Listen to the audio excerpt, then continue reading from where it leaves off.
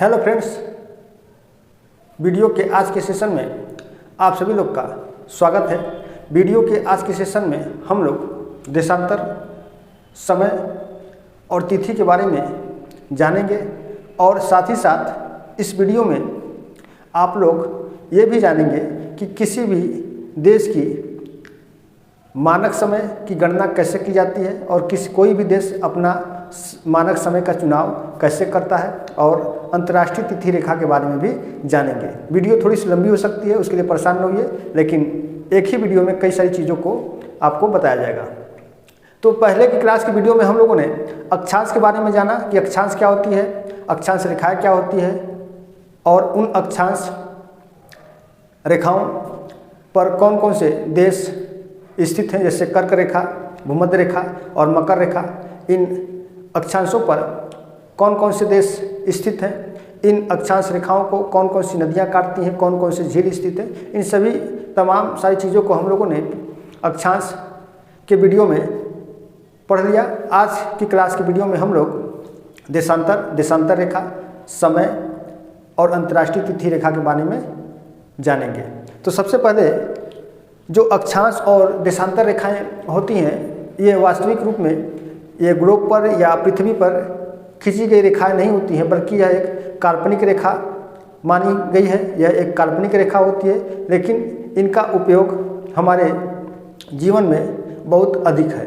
ठीक, इसके बारे में मैंने पहले की क्लास में डिस्कस किया कि इसका उपयोग क्यों किया जाता है।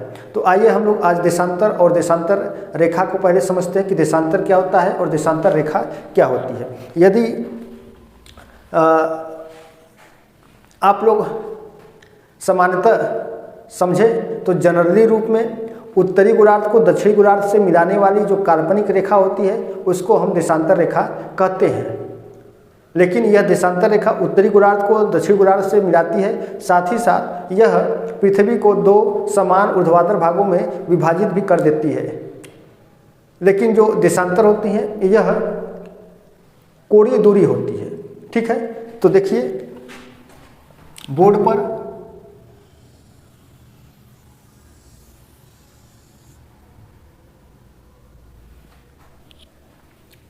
बीच से एक कोई रेखा खींच दिया जाए और इसे 0 डिग्री की रेखा मान लीजिए, यह 0 डिग्री की देशांतर रेखा है, 0 डिग्री की देशांतर रेखा है। ठीक, अब इसी 0 डिग्री की देशांतर रेखा के ठीक पीछे प्रति ध्रुवस्थ बिंदु पर 180 डिग्री की अंतर्राष्ट्रीय तिथि रेखा भी छिपी हुई है, जो हमें दिखाई नहीं दे रही है। उसको जब हम अंतर्राष्ट्रीय तिथि रेखा अभी बताएंगे तो उसमें हम बताएंगे। अभी फिलहाल में आप इसको समझिए कि ये 0 डिग्री की देशांतर रेखा है। इससे मध्याह्न रेखा, इसे क्या कहा जाता है, इससे मध्याह्न रेखा या इसे प्रधान याम्योत्तर रेखा भी कहा जाता है, प्रधान याम्योत्तर रेखा भी कहा जाता है। तो 0 डिग्री देशांतर रेखा को मध्याह्न रेखा और प्रधान याम्योत्तर रेखा कहा जाता है। अब प्रधान याम्योत्तर रेखा के पूर्व और पश्चिम किन्हीं स्थानों की कोणीय दूरी, तो प्रधान याम्योत्तर रेखा के पूर्व या पश्चिम किन्हीं स्थानों की कोणीय दूरी देशांतर कहलाती है। और इन स्थानों से होकर जाने वाली एक काल्पनिक रेखा जो उत्तरी गोलार्ध को दक्षिणी गोलार्ध से मिलाती है उसे हम देशांतर रेखा कहते हैं। तो यहाँ पर यदि आप देखें तो ये इस तरीके से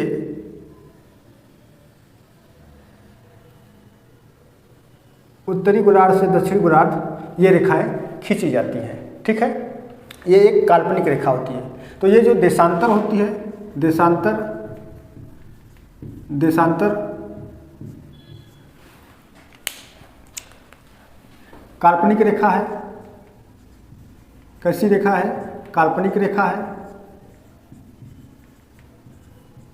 काल्पनिक रेखा है।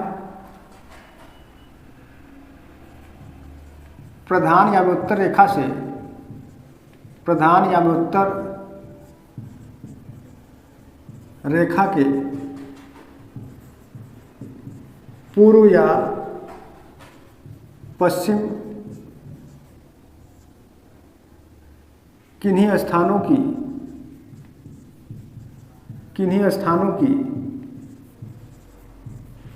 कोणीय दूरी देशांतर कहलाती है। क्या कहलाती है भैया? देशांतर कहलाती है।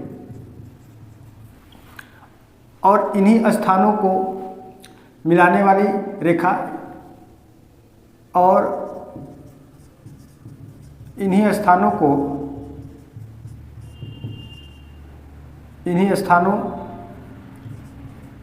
से इसको नोट कर लीजिएगा, होकर जाने वाली काल्पनिक रेखा जो उत्तरी गोलार्ध को दक्षिणी गोलार्ध से मिलाती है देशांतर रेखा कहलाती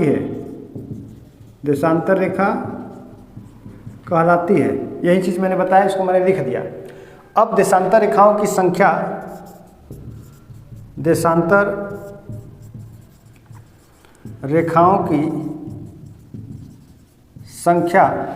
यदि संख्या बात करें तो कुल देशांतर रेखाओं की संख्या 360 होती है। कितनी होती है? 360 होती है। कैसे कि ये एक कोई वृत्त है और ये गोल आकार का है। ये वृत्त पृथ्वी के नमूने जैसा है, इसे ग्लोब भी कह सकते हैं। तो आप जानते हैं कि कोई भी वृत्त 360 डिग्री में विभाजित होती है और 360 डिग्री का एक पूर्ण वृत्त बनता है। तो पृथ्वी भी हमारी वृत्त के आकार की है, गोलाकार है, इसलिए पृथ्वी भी 360 डिग्री में विभक्त है। इस प्रकार देशांतर रेखाओं की संख्या 360 होती है। लेकिन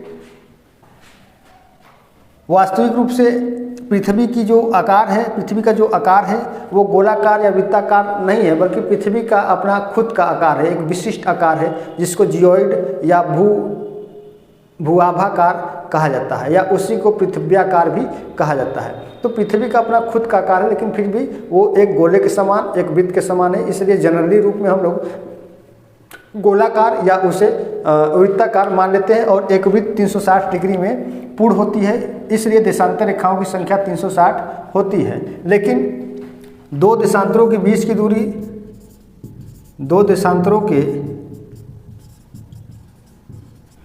बीच की दूरी 111.32 किलोमीटर होती है और इन्हें गोरे के नाम से जाना जाता है। लेकिन सर जी थोड़ा सा ये बता ही दीजिए कि आखिर दो देशांतरों के बीच की दूरी 111.32 किलोमीटर ही क्यों होती है? इससे अधिक भी तो हो सकती है, कम भी तो हो सकती है। हाँ, ये आप बिल्कुल सही सोच रहे हैं, ये अधिक भी हो सकती है, कम भी हो सकती है। लेकिन ये ज्यामितीय आधार पर इसकी दूरी का निष्कर्ष निकाला गया है। कैसे? यदि आप इस ग्लोब में एक 0 डिग्री की अक्षांश रेखा बना दें, जिसे भूमध्य रेखा कहते हैं, तो इस भूमध्य रेखा की देखेंगे कुल लंबाई 40,076 किलोमीटर होती है। भूमध्य रेखा की कुल लंबाई कितनी होती है? 40,076 किलोमीटर होती है। और इस 40,076 किलोमीटर की रेखा को 360 डिग्रियों में, समान डिग्रियों में इसे विभाजित किया गया है। जैसे ये मान लेते हैं कि ये देशांतर रेखाएं हैं और ये पूरे 360 देशांतर रेखाएं हैं, तो ये इसे एक समान भागों में विभाजित करती है। इस कारण से इसकी जो दूरी होती है, प्रत्येक देशांतरों के बीच की जो दूरी होती है 111.32 किलोमीटर होती है। कैसे? यदि 40,076 में आप 360 का भाग दे देंगे तो ये आपका 111.32 किलोमीटर आएगा। ठीक, तो अब ये जो 111.32 किलोमीटर होता है, ये सर्वाधिक विषुवत रेखा पर होता है। तो विषुवत रेखा पर दो देशांतरों के बीच की दूरी सबसे अधिक ही होती है और यह दूरी 111.32 किलोमीटर होती है। यदि आप इसे अच्छे तरीके से बना लें देशांतर रेखाओं को, तो ये हो गया। अब ये 0 डिग्री की विषुवत रेखा हो गई। अब इस पर देशांतर रेखा तैयार करें।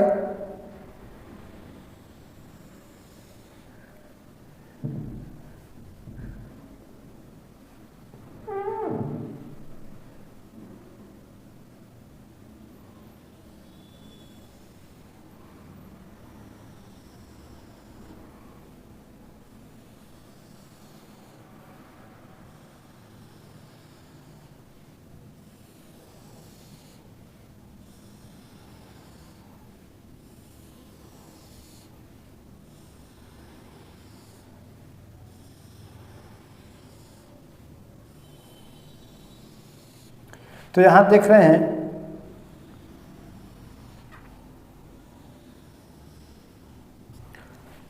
कि विषुवत रेखा पर दो देशांतरों के बीच की दूरी सर्वाधिक है। यहाँ पे देख रहे हैं, जबकि ध्रुवों पर शून्य है।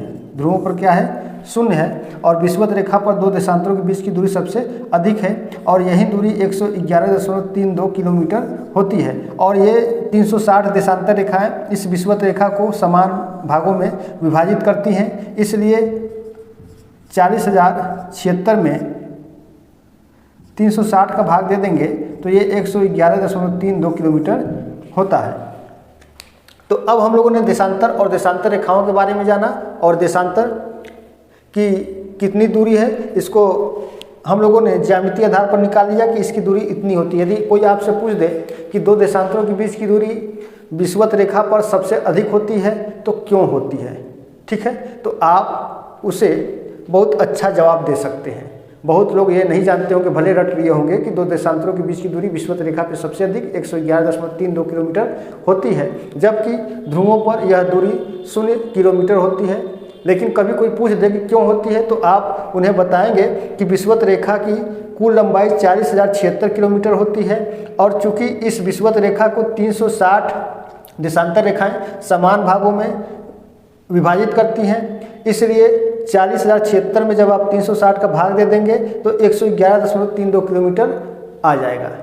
ठीक, अब यहाँ पर एक चीज़ और नोट करने वाली चीज़ है कि ये काल्पनिक रेखा है, साथ ही साथ इस रेखा का उपयोग समय के निर्धारण में किया जाता है। समय के निर्धारण में किया जाता है, ठीक है, समय के निर्धारण में किया जाता है।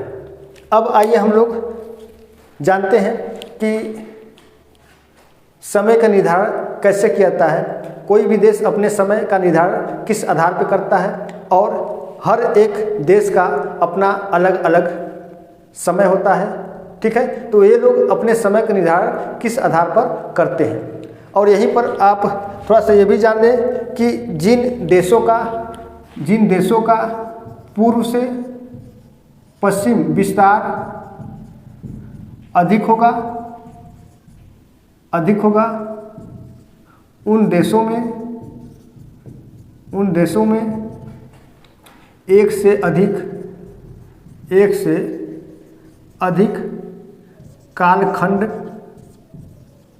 कालखंड या इसको आप टाइम जोन कह सकते हैं, कालखंड होते हैं।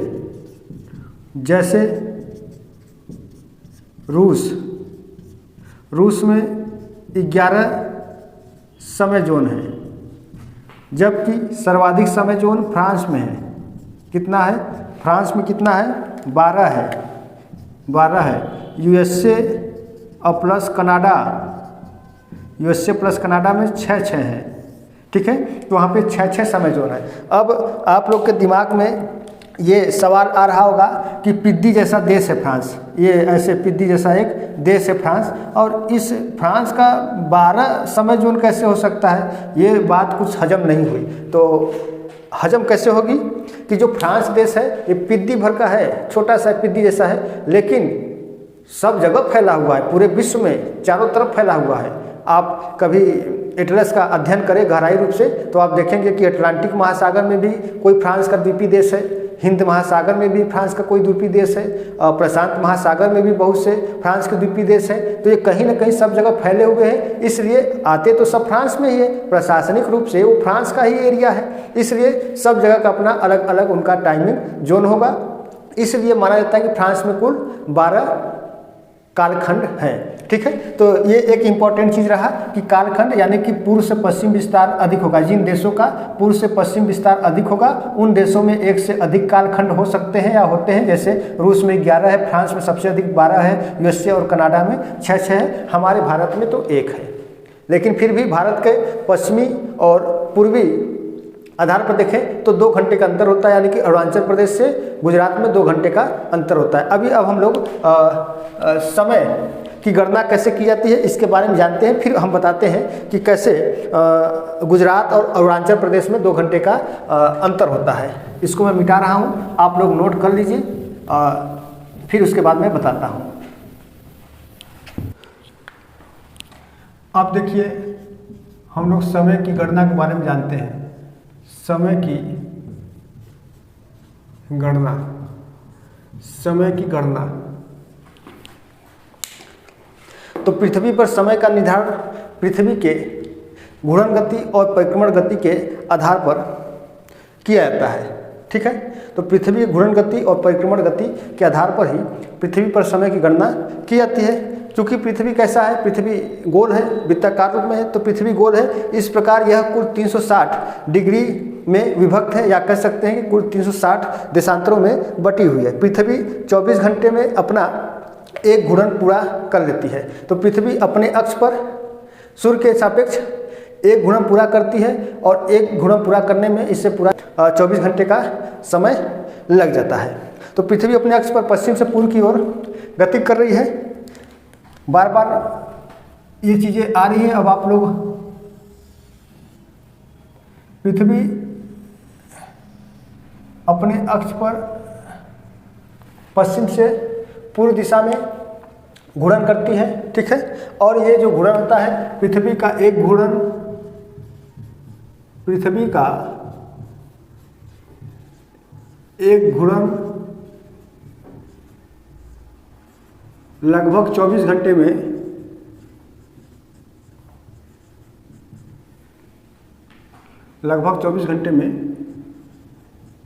होती है। ठीक है, क्योंकि पृथ्वी 360 देशांतरों में बटी है, इसलिए बटी है। इस प्रकार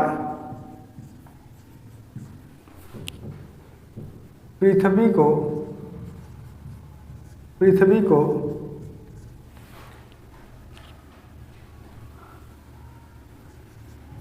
360 डिग्री घूमने में 24 घंटे का समय लगता है। इस प्रकार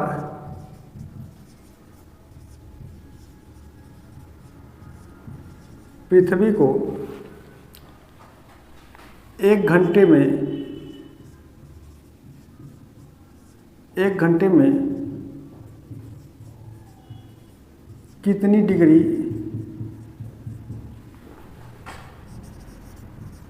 घूमनी पड़ेगी। तो देखिए कि 24 घंटे में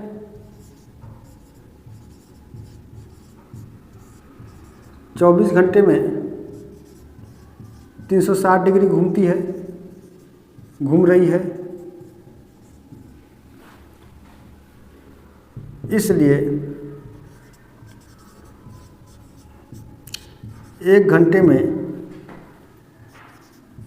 360/24 बराबर 15 डिग्री। इसलिए पृथ्वी 1 घंटे में 15 डिग्री घूम जाएगी। 1 घंटे में 15 डिग्री घूम जाएगी। यदि जब से मैं क्लास ले रहा हूँ इस सेशन में, तो यदि मुझे आधा घंटा लग गया क्लास लेते हुए, आधा घंटा का समय मैंने दे दिया, तो समझिए कि पृथ्वी अब इस आधे घंटे में 7.5 डिग्री अपने अक्ष से घूम चुकी है, पश्चिम से पूर्व दिशा की ओर। ठीक है, तो अब देखिए इसमें कि 1 घंटे में 15 डिग्री घूम जाएगी, या इसे आप कह सकते हैं कि 60 मिनट में 15 डिग्री घूमेगी। तो पृथ्वी को 1 डिग्री घूमने में कितना समय लगेगा, घूमने में कितना समय लगा या कितना समय लगेगा, समय लगेगा। तो यहाँ पर देख रहे हैं कि 60 मिनट में 15 डिग्री घूम रही है, तो 1 डिग्री घूमने में कितना लगेगा, तो 60/15 बराबर 15 चौका 60, या 4 मिनट का समय लगेगा। अब पृथ्वी को 1 डिग्री घूमने में 4 मिनट का समय लगेगा, इसलिए 360 डिग्री घूमने में इसे 24 घंटे का समय लगता है। ठीक है, तो 360 में यदि आप ऐसे भी निकाल सकते हैं कि 360 में 24 घंटा लग रहा है, 1 डिग्री घूमने में इससे कितना समय लगेगा, तो 360 में यदि 4 का गुणा कर देंगे, ये 4 डिग्री है। ठीक है, तो 4 0 0 4 6 24 के 4 हाथ लगा 2 और 4 3 12 2 1440 आ गया। इसको 60 से डिवाइड कर दीजिए, तो 1 0 से 1 0 कट गया, 6 दूनी 12 और यहाँ बचा 2 और 6 चौका 24, तो ये 24 घंटे हो गया। ठीक है, यहाँ से भी आप इसको ऐसे निकाल सकते हैं। चलिए, ये तो एक साधारण सा तरीका हो गया। अब इसके बाद समय की गणना का ये एक आपको बेसिक नॉलेज मिला कि समय की गणना कैसे की जाती है। ठीक, तो यहाँ पर देख रहे हैं कि 1 घंटे में जो 1 घंटे में पृथ्वी जो 15 डिग्री घूम रही है, तो इस 15 डिग्री देशांतर वृत्त को घंटा वृत्त भी कहा जाता है। क्या कहता है, घंटा वृत्त कहा जाता है। पूछा जाएगा कि इनमें से कौन सा घंटा वृत्त है, तो 15 डिग्री देशांतर रेखा को ही घंटा वृत्त कहा जाता है। अब जैसे मान लेते हैं कि यहाँ पर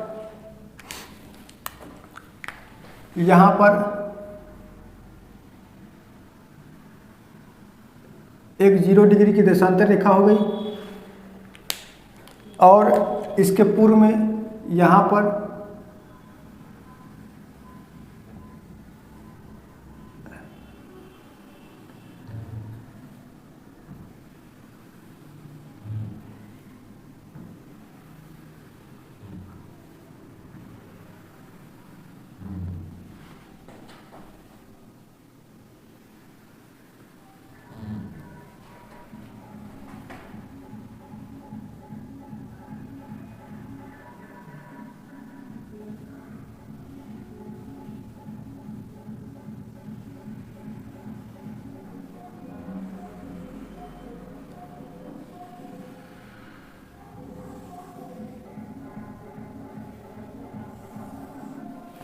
ये, तो अब इसे आप देखें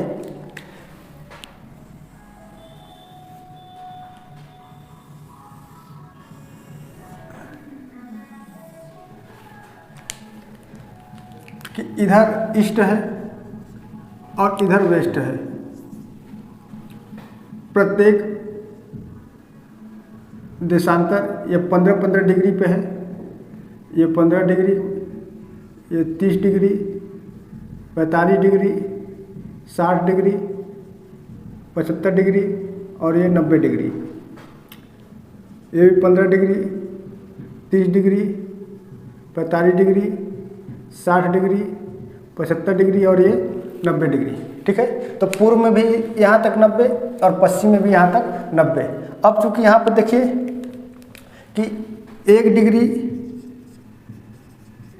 1 डिग्री बराबर 4 मिनट के, 1 डिग्री बराबर कितने, 4 मिनट के, तो 15 डिग्री बराबर कितना हो जाएगा, 15 डिग्री बराबर कितना हो जाएगा, तो 15 डिग्री बराबर 15 गुणते 4 बराबर 60 मिनट के, 60 मिनट के। ठीक, तो प्रत्येक जो देशांतर है यहाँ पर, ये प्रत्येक देशांतर एक दूसरे के एक एक घंटे के अंतराल पर है। अब पृथ्वी पश्चिम से पूर्व दिशा की ओर घूम रही है, पृथ्वी पश्चिम से पूर्व दिशा की ओर घूम रही है। तो जो पश्चिम से पूर्व दिशा की ओर घूम रही है, तो पूर्व की तरफ हमेशा समय में क्या होता है, वृद्धि होती है, समय में स्वतः वृद्धि होगा। तो पूर्व की तरफ आप यदि चलते हैं यहाँ से 0 डिग्री से पूर्व की तरफ, तो यहाँ पर आपके समय में वृद्धि होगा। पश्चिम की तरफ जाने पर समय में क्या होगा, कमी होगा, और ये माइनस में होंगे, आप क्या होंगे, माइनस में होंगे। तो यहाँ 0 डिग्री से देख रहे हैं कि आप इधर पूर्व की तरफ जा रहे हैं तो समय में वृद्धि हो रहा है, और पश्चिम में जाने पर समय में क्या हो रहा है, कमी हो रहा है। ठीक, और ये जो 0 डिग्री की देशांतर रेखा है, ये 0 डिग्री की देशांतर रेखा यह इंग्लैंड से गुजरती है, इंग्लैंड से होकर के गुजरती है,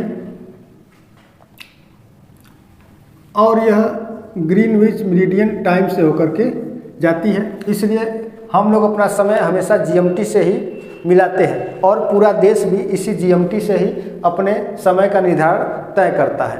ठीक, और जितने भी देश होते हैं वे सभी 15 के भाज्य या 7.5 के भाज्य से ही अपने देश का मानक समय रखते हैं। जैसे भारत है, जैसे भारत, तो यहाँ पे देखिए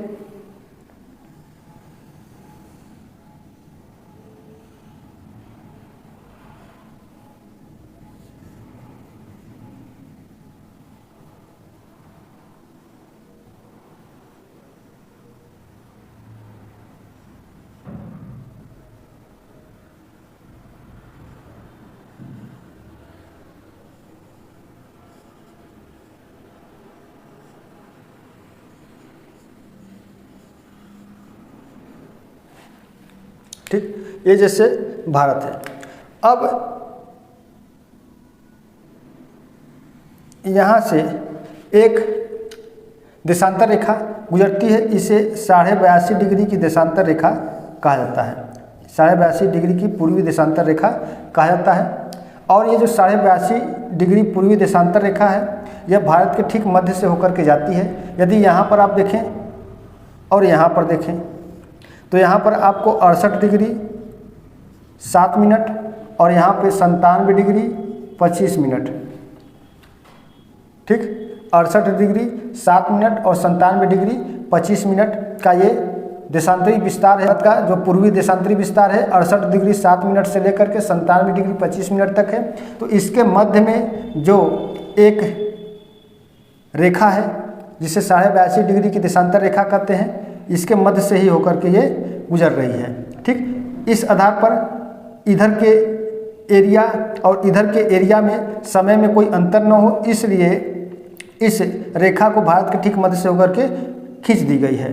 मतलब ये काल्पनिक है, खींची नहीं गई है, लेकिन इसको मान लिया गया है। अब 82.5 डिग्री ही क्यों माना गया, क्योंकि ये इन दोनों देशांतर रेखाओं के ठीक मध्य में आता है। कैसे, आप 97 और 68 को जोड़ करके 2 से भाग दे दीजिए, 8 7 15 और 9 6 15 1 16 और 2 से भाग दीजिए, 2 8 16 2 8 16 और 2 दूनी 4 बचा 1 दशमलव बार गया और 0.5 82.5।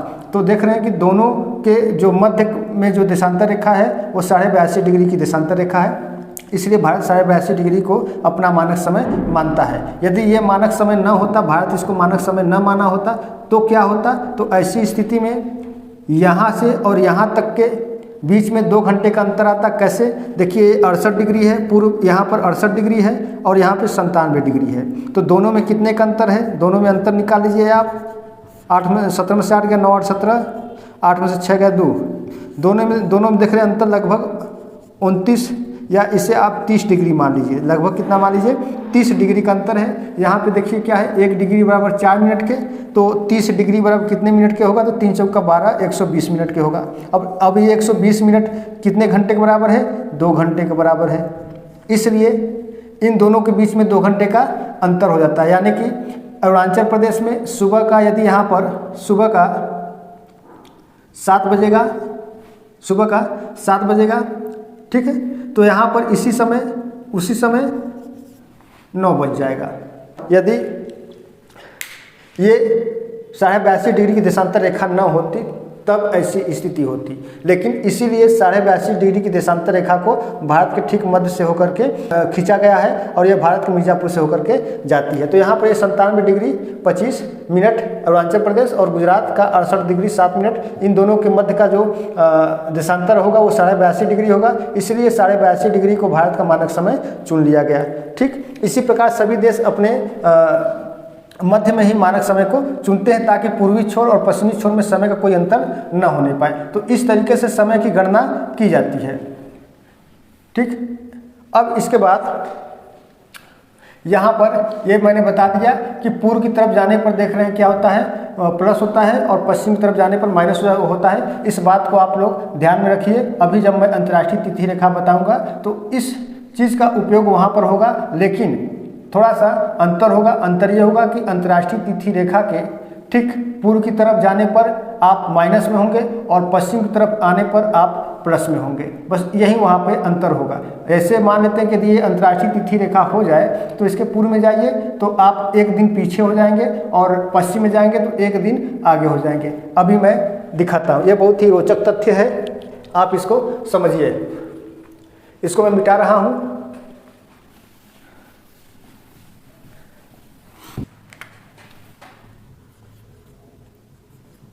अंतर्राष्ट्रीय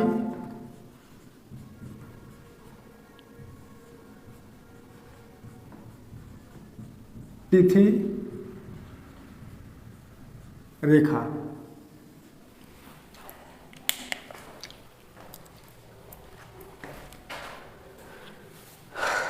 तो सबसे पहले अंतर्राष्ट्रीय तिथि रेखा के लिए आप कुछ चीज़ों को समझिए कि ये जो अंतर्राष्ट्रीय तिथि रेखा है, इस अंतर्राष्ट्रीय तिथि रेखा को प्रशांत महासागर के ठीक बीच से खींचा गया है।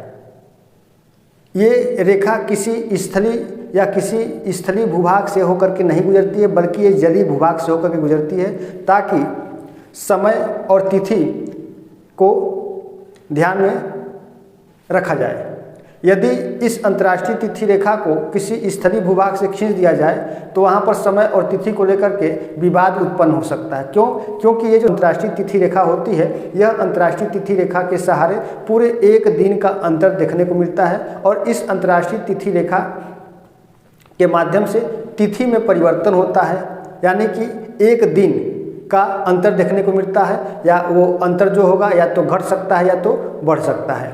ठीक है, तो अंतर्राष्ट्रीय तिथि रेखा यदि बात करें तो सन 1884 में यूएसए में एक अंतर्राष्ट्रीय कांग्रेस का सम्मेलन हुआ।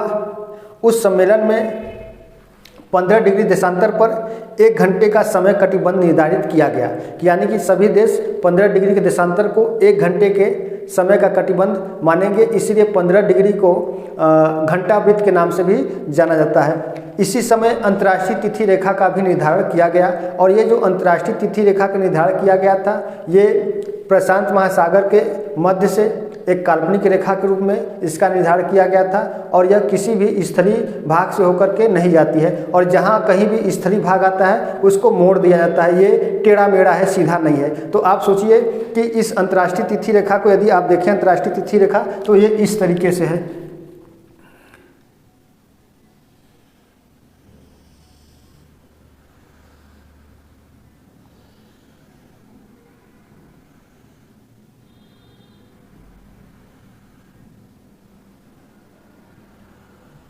ठीक, इस तरीके से अंतर्राष्ट्रीय तिथि रेखा है। ये सीधी रेखा नहीं है, ये सीधी रेखा नहीं है, बल्कि टेढ़ी मेढ़ी है, टेढ़ी आड़ी है। क्यों किया गया है इसको टेढ़ी? ताकि स्थलीय भाग इससे बच सके। यदि जैसे मान लेते हैं कि ये कोई देश है, जैसे ये कोई देश है और यहाँ से ये अंतर्राष्ट्रीय तिथि रेखा गुजर जाए, तो पता चले कि यहाँ पर तिथि कुछ और होगी, यहाँ पर तिथि कुछ और होगी और दिन कुछ और होगा, यहाँ की तिथि कुछ और होगी और दिन कुछ और होगा। तो इस विवाद से बचने के लिए इस अंतर्राष्ट्रीय तिथि रेखा को मोड़ दिया गया है। जहाँ जहाँ भी कोई भी देश आया है या स्थलीय भाग आया है उसको मोड़ दिया गया है और इसको जलीय भागों से खींचा गया है और ये प्रशांत महासागर के मध्य से होकर के गुजरता है। क्योंकि जितने भी लड़ाई झगड़े होते हैं वो स्थलीय भाग पर होते हैं, जलीय भागों में तो कोई लड़ाई झगड़ा देखने को नहीं मिलेगा, है ना। जलीय भागों में तो सब जलीय जीव होंगे, ठीक है, मछलियाँ होंगी, केकड़े होंगे, ये सब होंगे, अपना मस्त रहेंगे, उनको दुनियादारी से कोई मतलब नहीं रहता है, न कोई लड़ाई झगड़ा न कुछ, ठीक है। लेकिन स्थलीय भागों पर तो मनुष्य रहता है ना, मनुष्य सबसे बुद्धिजीवी प्राणी होता है और एक बुद्धिजीवी प्राणी के अंदर बहुत कुछ पाने की क्या होती है, जिज्ञासा होती है। उस पाने के चक्कर में लड़ाई झगड़ा भी कर लेते हैं। तो पता चले कि तिथि और दिन को लेकर के विवाद खड़ा हो जाए, तो इस विवाद से बचने के लिए इस अंतर्राष्ट्रीय तिथि रेखा को क्या कर दिया गया है, मोड़ दिया गया है, ठीक है, और इसको जलीय भागों से होकर के खींचा गया है। अब इस अंतर्राष्ट्रीय तिथि रेखा के सहारे पूरे एक दिन का अंतर देखने को मिलता है। कैसे, देखिए,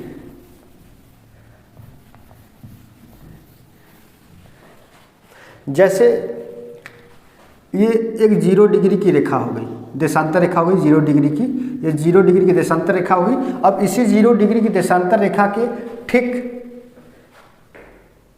पीछे 180 डिग्री की देशांतर रेखा होती है। अब जैसे मान लेते हैं कि इसको यदि खोल दिया जाए, जैसे ये एक ग्लोब बना दिया जाए, थोड़ा सा समझने में आप लोग को दिक्कत न हो। जैसे ये 0 डिग्री की देशांतर रेखा होगी, ठीक है, 0 डिग्री की देशांतर रेखा होगी, तो इसी 0 डिग्री देशांतर रेखा के पीछे ही 180 डिग्री की देशांतर रेखा होती है। इसमें पूर्व पश्चिम नहीं होता है, ये पूर्व पश्चिम दोनों होता है। अब जैसे मान लेते हैं कि यहाँ से हम 30 डिग्री की एक देशांतर रेखा बना रहे हैं, 30 डिग्री, 60 डिग्री, कुछ 6 लाइनें बनेंगी, 1 2 3 4 5 6, ये 6 लाइन हो गया। इधर भी 6 लाइन हो जाएगा, 1 2 3 4 5 और ये 6 हो गया, ठीक है, 6 लाइन हो गया। तो ये 3 6 का 18, तो ये हो गया आपका 180 डिग्री, ठीक है। ये प्रत्येक 30 डिग्री का है, 3 दूनी 6, 3 त्रिक 9, 3 चौका 12 और 3 5 15 और 3 6 का 18, ठीक है। इधर भी इस तरीके से हो गया। तो अब देख रहे हैं कि यहाँ से यहाँ तक का जो अंतर है 2 घंटे का अंतर है, यहाँ से यहाँ तक का अंतर भी 2 घंटे का है, यहाँ से यहाँ तक का अंतर भी 2 घंटे का, यहाँ से भी यहाँ का, यहाँ से भी यहाँ का, यहाँ से भी यहाँ का। तो 2 दूनी 4, दूनी 8, 2 के 2, 2 दूनी 4, 2 3 6, 2 चौका 8, 2 5 10, 2 6 12। यहाँ पे देख रहे हैं 12 घंटे का अंतर है, ठीक। अब इनको यदि आप इस आकार में मोड़ देंगे, गोले रूप में मोड़ देंगे, तो ये 180 और इधर का 180, ये जो 180 वाली लाइन है, ये दोनों एक जगह जाकर के मुड़ जाएंगे। तो इस आधार पर 12 घंटे इधर का और 12 घंटे इधर का ले लेंगे, तो ये दोनों मिलाकर के 24 घंटा हो जाएगा और इसमें 24 घंटे का अंतर आ जाता है, ठीक है। तो ये इस तरीके से अंतर्राष्ट्रीय तिथि रेखा में 24 घंटे का अंतर देखने को मिलता है। अब इसमें आप ये समझ सकते हैं कि अंतर्राष्ट्रीय तिथि रेखा, जैसे मान लेते हैं कि यहाँ पर सबसे पहले मैं कुछ चीज़ों को लिख दूँ, ये खाली जगह पड़ा है, अच्छा ही लगता है। अंतर्राष्ट्रीय तिथि रेखा का निर्धारण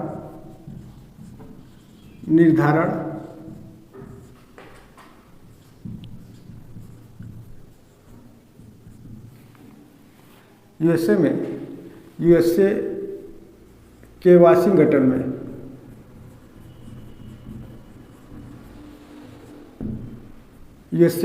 वाशिंगटन में सन 1884 ईस्वी में किया गया। सन 1884 ईस्वी में किया गया। और जो अंतर्राष्ट्रीय तिथि रेखा है, यह रेखा प्रशांत महासागर के मध्य से होकर के गुजरती है। महासागर के मध्य से होकर गुजरती है। इसे जलीय भाग से खींचा गया है।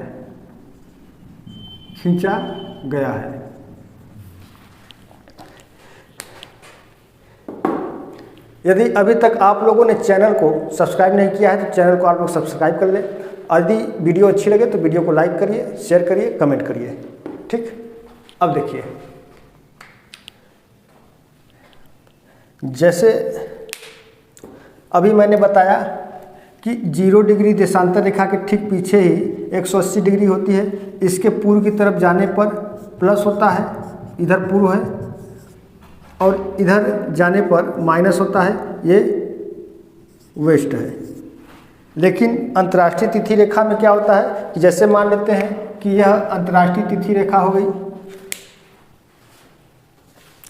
काला वाला कहाँ गया, अच्छा ठीक, जैसे यहाँ पर मैं बना लूँ,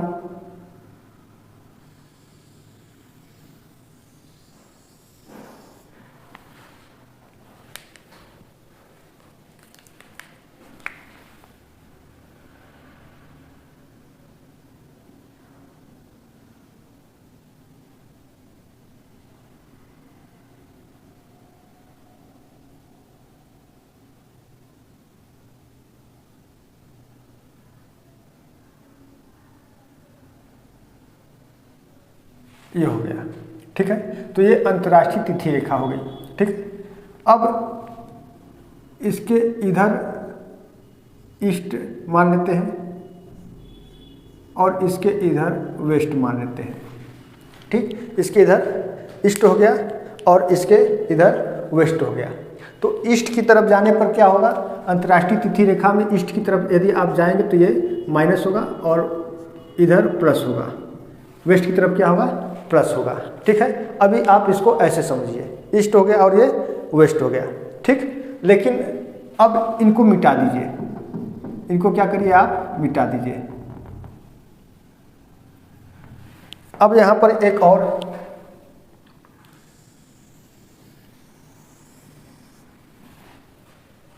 बना दिया जाए,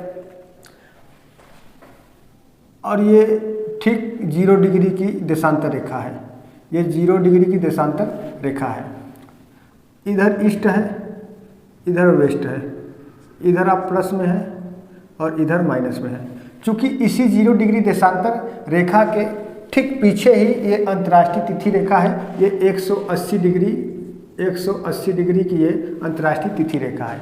अब देखिए कि पृथ्वी अपने अक्ष पर पश्चिम से पूर्व दिशा में घूर्णन कर रही है। तो जैसे ये पृथ्वी हो गया, यदि ये पश्चिम से पूर्व यानी कि ऐसे गति कर रही है, कैसे गति कर रही है, ऐसे गति कर रही है, कैसे गति कर रही है, ये ऐसे गति कर रही है। तो ये जैसे है पृथ्वी है, ये ऐसे गति करिए, पश्चिम से पूर्व दिशा की ओर गति करिए। तो इसको यदि ऐसे कर दिया जाए समझने के लिए, तो ये जो पश्चिमी भाग होगा किधर आ जाएगा, यहाँ आ जाएगा, किधर आ जाएगा, इधर आ जाएगा। ये पश्चिमी भाग कहाँ आ जाएगा, इधर आ जाएगा। तो ये होगा पश्चिमी गोलार्ध, क्या हो जाएगा, पश्चिमी गोलार्ध, और इधर का भाग क्या होगा, पूर्वी गोलार्ध, इधर का भाग क्या हो जाएगा, पूर्वी गोलार्ध होगा। अब देख रहे हैं पश्चिमी गोलार्ध की तरफ क्या है कि यहाँ पर अंतर है, क्या अंतर है कि पश्चिमी गोलार्ध की तरफ यहाँ पर देख रहे हैं कि समय पीछे हो रहा है, तो यहाँ पर देख रहे हैं इधर पीछे होने लगा, ठीक। अभी इसके पहले मैंने ईस्ट वेस्ट के रूप में बताया, लेकिन उसको छोड़ दीजिए, वो तो एक साधारण रूप में मैंने बता दिया। लेकिन इस आधार पर आप देख रहे हैं कि पृथ्वी पश्चिम से पूर्व दिशा में गति कर रही है, तो पश्चिमी भाग यहाँ आ गया, पूर्वी भाग इधर आ गया, ठीक है। अब इसमें क्या होता है कि पूर्व की तरफ से आप यदि चलेंगे, तो इसमें पूर्व की तरफ से आप जब चलेंगे तो क्या होता है कि आप हमेशा एक दिन क्या रहेंगे, पीछे हो जाते हैं। क्या हो जाते हैं, एक दिन पीछे हो जाते हैं, और पश्चिम की तरफ से चलेंगे तो एक दिन क्या रहेंगे, आगे रहेंगे, ठीक है। यानी कि पूर्व की तरफ आप जाएंगे तो एक दिन पीछे होंगे, और पश्चिम की तरफ जाने पर एक दिन आप आगे रहेंगे, ठीक है। तो ये तो मैंने इसको घुमा करके बताया, तो ये चीज़ हो गया, ठीक।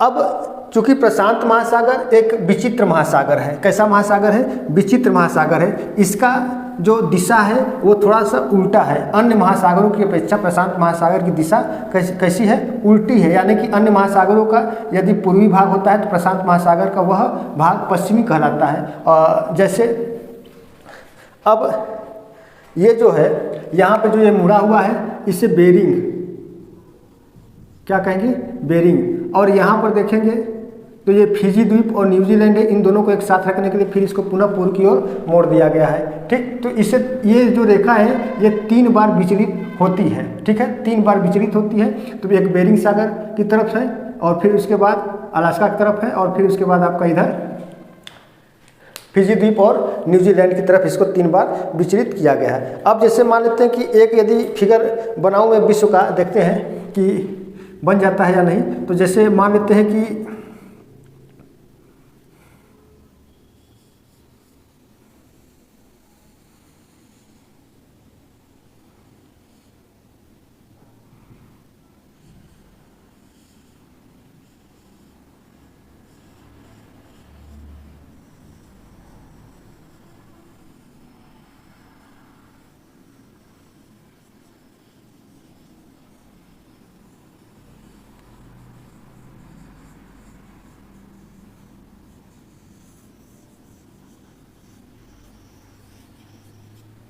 ठीक, ये एशिया हो गया।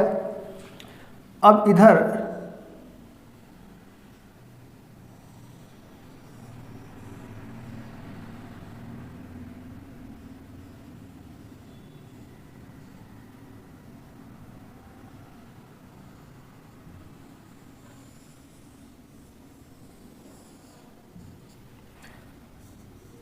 उत्तरी अमेरिका, ये दक्षिणी अमेरिका, इधर एशिया महाद्वीप हो गया। यहाँ पर आप ऑस्ट्रेलिया को देख लीजिए। तो ये जो आप देख रहे हैं बेरिंग, ये यहीं पर है, ठीक है। तो ये देखिए,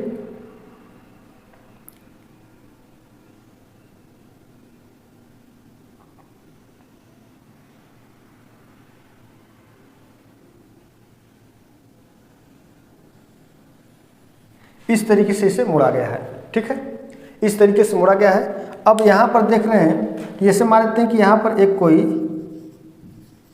द्वीपी देश है यहाँ पर, ठीक। ये द्वीपी देश कौन सा है? जापान है। कौन सा देश है? जापान है। और यहाँ पर ये अमेरिका है, अमेरिका है, ठीक है। तो अब देखिए कि इस अंतर्राष्ट्रीय तिथि रेखा के पूर्व में अमेरिका है और पश्चिम में क्या है? जापान है। तो अभी मैंने बताया कि अंतर्राष्ट्रीय तिथि रेखा के पूर्व की तरफ जाने पर आप एक दिन घाटे में जाएंगे, एक दिन का माइनस होता है, और पश्चिम में आने पर एक दिन का क्या होगा? आपको मुनाफा होगा, ठीक है, एक दिन का आपको लाभ हो जाएगा। कैसे? अब देखिए, इसे मान लेते हैं कि आप जापान से अमेरिका जा रहे हैं। जापान से कहाँ जा रहे हैं? अमेरिका जा रहे हैं। तो जैसे मान लेते हैं कि आज 10 जनवरी है। क्या है? आज 10 जनवरी है। आज 10 जनवरी है और आज का जो दिन है फ्राइडे है। मान लेते हैं कि आज का दिन फ्राइडे है ना। फ्राइडे मान करके आप जैसे आज हो गया क्या तारीख? आज हो गया 11 तारीख, ठीक है, ठीक। तो 11 तारीख है, तो 10 जनवरी को मंगलवार, आप इसे मंगलवार समझिए, एकदम करेंट से समझिए। आज जैसे मान लेते हैं कि 10 जनवरी है, 10 जनवरी है और आज ट्यूसडे है। आज क्या है? ट्यूसडे है। अब आपको जापान से यदि अमेरिका जाना, तो देखिए आप किधर की तरफ जा रहे हैं? पूर्व की तरफ जा रहे हैं, पूर्व की तरफ जा रहे हैं, ठीक है, ये पूर्व की तरफ जा रहे हैं। जापान प्रशांत महासागर के पश्चिमी छोर पर है, इसलिए मैंने कहा है प्रशांत महासागर थोड़ा सा विचित्र है, इसका जो दिशा है वो उल्टा है। अन्य सभी महासागरों का यदि पूर्वी भाग होगा तो प्रशांत महासागर का वह भाग पश्चिमी कहलाएगा, ठीक है ना। प्रशांत महासागर गोल है, जैसे पृथ्वी गोल है, उसी प्रकार से प्रशांत महासागर भी क्या है? गोल है। अब यहाँ पर ये पूरा क्या है? ये प्रशांत महासागर, ये क्या? प्रशांत महासागर है। और इस प्रशांत महासागर ठीक मध्य से होकर के ये 180 डिग्री की देशांतर रेखा खींची गई है, ठीक है। तो जैसे मान लेते हैं कि आज 10 जनवरी है, आप जापान से, और मंगलवार है, जापान से आपको अमेरिका जाना है। तो जब आप यहाँ जाएंगे तो यहाँ पर देखेंगे कि ये 9 जनवरी हो जाएगा। क्या हो जाएगा? 9 जनवरी हो जाएगा। और यहाँ पर ट्यूसडे है, मंगलवार है, तो यहाँ पर आपका मंडे होगा। क्या होगा? मंडे होगा, यानी कि सोमवार होगा। क्या होगा? सोमवार होगा, ठीक है। अब वहीं कहीं यदि आप अमेरिका से जापान की तरफ आते हैं, अमेरिका से जापान की तरफ आते हैं, तो जैसे मान लेते हैं कि यहाँ पर 12 जनवरी है, 12 जनवरी है और 12 जनवरी के दिन गुरुवार है। कौन सा दिन है? गुरुवार है। 12 जनवरी के दिन गुरुवार है। तो जब आप 12 जनवरी के दिन गुरुवार से अमेरिका से अब आप यदि जापान आएंगे तो यहाँ पर आपका 13 जनवरी हो जाएगा। क्या हो जाएगा? 13 जनवरी हो जाएगा। और यहाँ पर शुक्रवार हो जाएगा। क्या हो जाएगा? शुक्रवार हो जाएगा। तो यहाँ देख रहे हैं कि पूर्व की तरफ जाने पर एक दिन की कमी हो रही है और पश्चिम की तरफ आने पर एक दिन की क्या हो रही है? वृद्धि हो रही है। तो इस अंतर्राष्ट्रीय तिथि रेखा के सहारे पूरे एक दिन का अंतर देखने को मिलता है। वह एक दिन या तो घट सकता है या तो बढ़ सकता है इसको पार करने पर। ठीक है ना? इसको पार करने पर क्या होगा? घट सकता है या बढ़ सकता है। ठीक, अब इसको एक उदाहरण के रूप में भी समझ सकते हैं कि यहाँ पर दो बिंदु हो सकते हैं, यहाँ पर दो बिंदु हो सकते हैं। यदि यहाँ से कोई व्यक्ति इस बिंदु पे गया, ठीक है, यदि यहाँ पे सोमवार है तो यहाँ पे रविवार रहेगा। क्या हो जाएगा? रविवार हो जाएगा। अब यहाँ पे रह करके ये फिर अगले दिन जब यहाँ आएगा तो ये देखेगा कि यहाँ पर क्या है। यदि रविवार यहाँ पर है और फिर जब ये रविवार गुजार लेगा और जब अगले दिन आएगा तो देखेगा कि यहाँ पर एक दिन आगे हो गया, यानी कि सोमवार के बाद ये मंगलवार हो गया।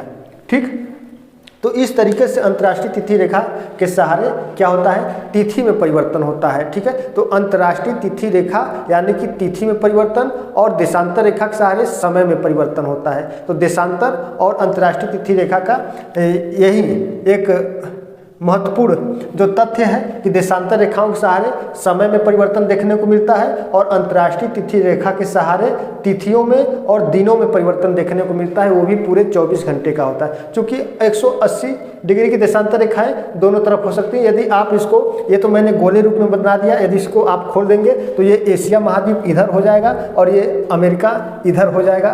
तो 180 डिग्री की देशांतर रेखा इधर भी होगी, 180 डिग्री की देशांतर रेखा इधर भी होगी। तो इस प्रकार से देखेंगे कि इधर 12 घंटे का अंतर, इधर 12 घंटे का अंतर, तो इस तरीके से 24 घंटे का अंतर अंतर्राष्ट्रीय तिथि रेखा के सहारे देखने को मिलता है। वीडियो अच्छी लगी हो तो आप वीडियो को जरूर लाइक करिएगा, शेयर करिएगा, कमेंट करिएगा और चैनल पर पहली बार आए हैं तो चैनल को जरूर सब्सक्राइब कर लीजिए। तो आज के वीडियो में मित्रों बस इतना ही। धन्यवाद।